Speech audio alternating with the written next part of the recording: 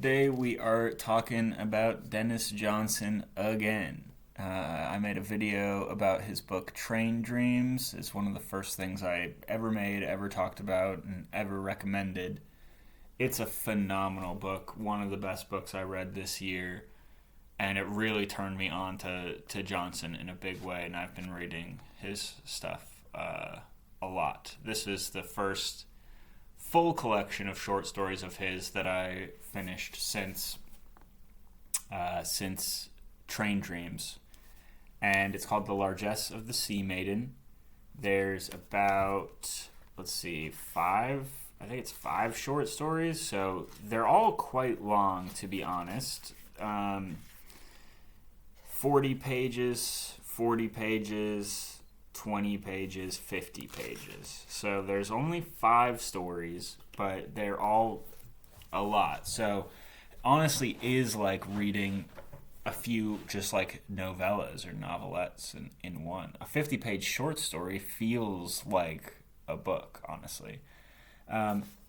The copy, the cover is like honestly unbearably kitschy for the content. A friend of mine described it as impossibly twee for Dennis Johnson, which is true. It's like these colored pencil shavings layered. The text is like layered in this kind of goofy, artsy way that doesn't really make any sense for the tone of this book.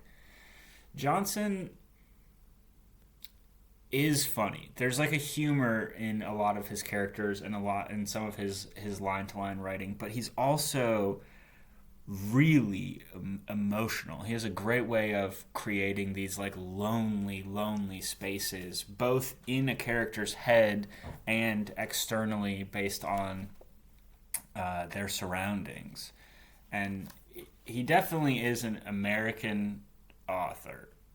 I mean, by nationality, but also I mean that his work seems to occupy a certain sense of Americana culture. A lot of it kind of has to do with some quintessential themes that a lot of these like great American writers have, like with addiction, AA, travel. A lot of that kind of transient American mid-century culture.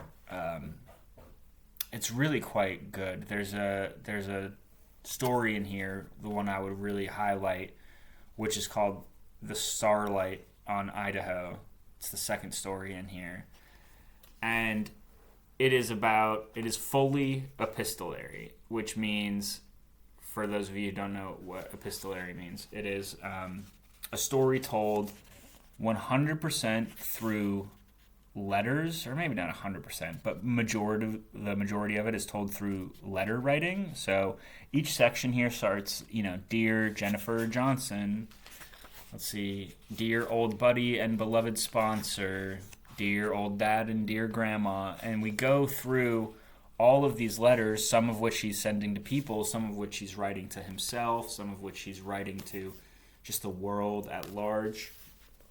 And it's this beautiful exploration of this man's psyche, who has been through a lot, explores a lot about addiction and redemption and relationships. It's really, really poignant in ways that are really surprising and novel. Reading Dennis Johnson, I think there's a Zadie Smith quote talking about him where she just says he was just writing on a different level than all of us. And there is some truth to that, in that almost no image that he creates and no metaphor or simile you've read before. It's all entirely, it all feels so fresh and so new. Even if the themes aren't quite novel, right? Like plenty of people have written about addiction and loneliness, and that's why I said it fits into this kind of Americana genre, because it's thematically the same as a lot of other writers, but in terms of content, it is wholly its own. And so all of that is to say that Denis Johnson has this very unique voice that even if you don't fall in love with it, you will undoubtedly appreciate as a reader of anyone who likes literary fiction. I came to Denis Johnson pretty late in life. I just read Train Dreams this year, and I'm 30. But now that I've discovered him, I'm kind of on an entire tear to read everything he's ever done. I gotta pause real quick because I got another one of his books, and I just have to run and go grab it. Okay, we're back. I'm always nervous that pausing is gonna really ruin a video, but this is the book I just got because I finished Largesse of the Sea Maiden. It's called Jesus' Son. This actually, if you've been watching these videos for a while, you'll know. Oh, whoops, sorry. Got a journal tucked inside there. If you've been watching this channel for a while, you'll know I made my first 40-second video because I was so annoyed at people recommending books like this, in which they don't show you the title. And I just got actually another one of those videos that made me so mad. It was somebody who took like a minute and 10 seconds, I think, to show you the title and was just like, it's this crushing, piercing, unbelievable, life-altering, life-changing work. It's the best thing I've ever read, whatever. And I'm like, yeah, if it's the best thing you've ever read, you should want to tell everyone about it. Let's get to the point.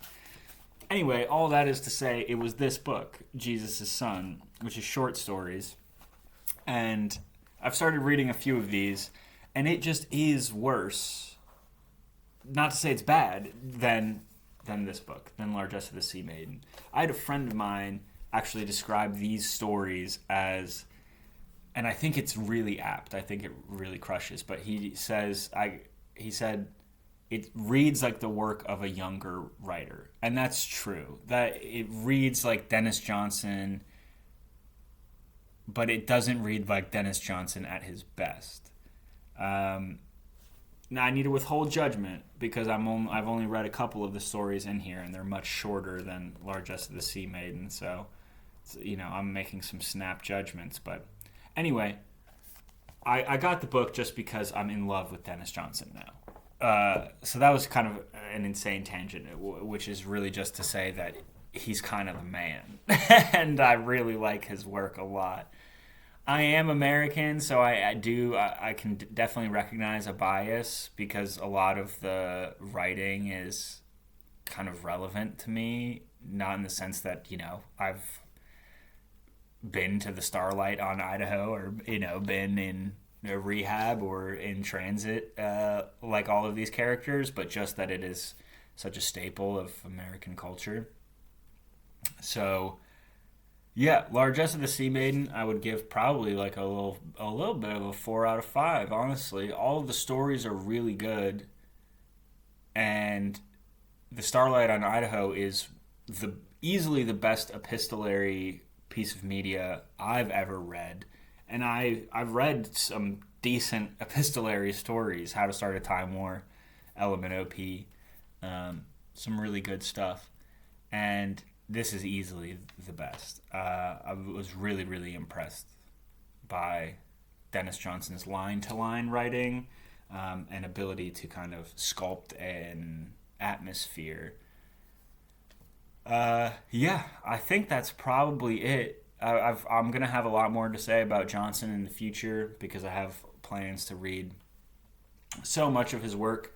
And what's great about him is he unfortunately passed away, I think, in 2017. But he left behind a lot of work. I'm not sure if it tells me in here, but yeah, he's written 9 novels, a novella, 2 books of short stories, 5 collections of poetry, 2 collections of plays, and 1 book of reportage. His novel Tree of Smoke won the 2007 National Book Award and was a finalist for the Pulitzer Prize, along with Train Dreams. So he has a ton of work. which is really exciting. In my last video, Sarah Bernstein video, I was like, oh, it's so nice, to own all of the work of a certain author, and I'm not anywhere close with Johnson, but I am excited because it'll give me an endless amount to read. Poetry, plays, short stories, novels, he's done it all, which I really respect, so I look forward to reading more of his work. Yeah, this is basically just a long way of saying, if you're into short stories, if you're into Americana, or if you're into just literary fiction at all, Largesse of the Sea Maiden by Denis Johnson, definitely worth looking into. Thank you so much for watching another one of these. I'm having a ton of fun making them, and I appreciate all of you for leaving comments and subscribing and just really participating in this bizarre experiment in literature. So thank you so much, and I'll see y'all again soon.